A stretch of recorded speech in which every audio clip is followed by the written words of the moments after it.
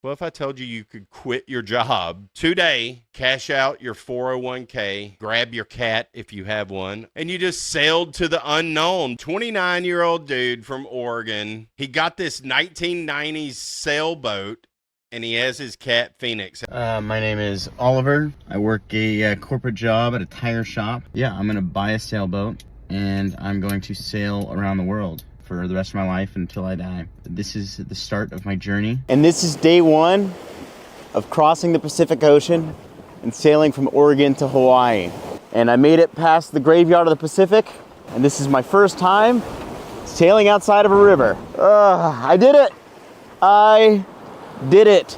It's very inspiring. This dude is out there just doing his thing. He's had some problems. I mean, you're in the middle of the freaking Pacific Ocean and your rudder goes out. This is not a good thing. I can't stop following this deal.